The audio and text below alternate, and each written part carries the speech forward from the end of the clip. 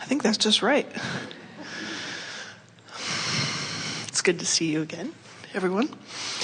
I have a quick one here.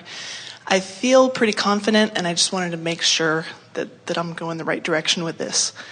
So, I'm pregnant, and kind of bouncing off David's question just right before the break. I'm feeling very good now, and have feeling for the words here.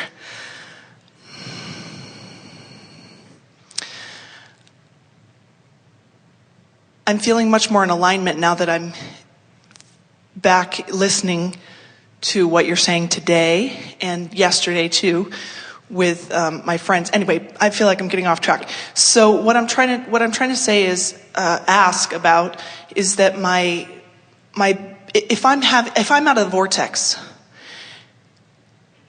and my baby can feel that, because I know you guys have talked about that they feel vibration.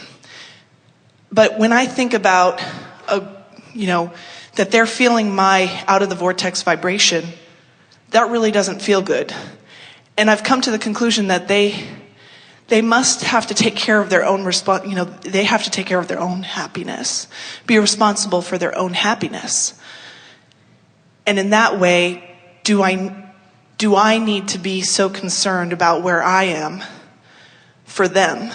Well, you will not know anyone more in the vortex than someone in your belly. In other words, that is an in the vortex experience. It's an in the vortex experience. And in the same way that you can't drag Abraham out of the vortex, you cannot drag your baby out either. In other words, I feel that. And so, but it is interesting that you will tend to the vortex for your baby when you might not do it for yourself.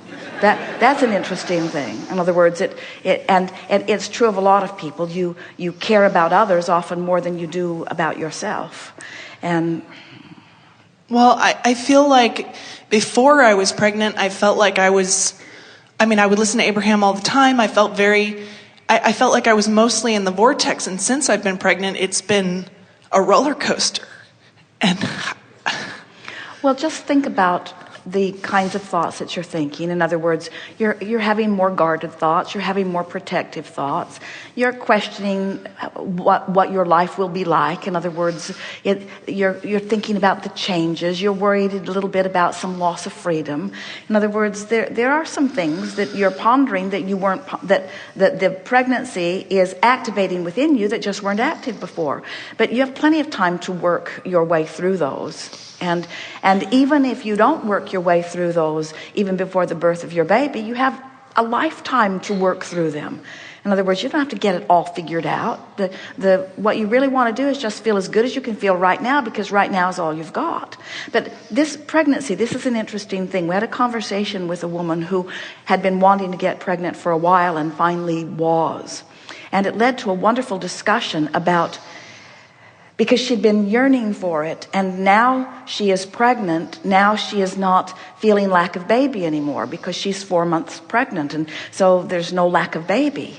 And the analogy we sprung off of it was delightful to do, is that in the same way that you are pregnant with your baby, the vortex is pregnant with all of the things that you want. In other words, in the sense that the baby hasn't been born into manifestation yet, in full functioning, I get to play with this baby form. That's true of a lot of what's in your vortex too. It's an emotional thing, it's a feeling thing, it's a vibrational thing, but it has not yet manifested. And so, in the same way that you are caring about tending to this baby, we would like all of you to care about tending to your relationship with your vortex. In other words, it's like you're saying, I want to create this perfect haven for the well-being of this child within me. And we would like all of you to have the same attitude. Relative to the vortex, I want to make sure that I'm as close to alignment with what's in my vortex as possible. It's a wonderful way of looking at all things that you want. All is well with you.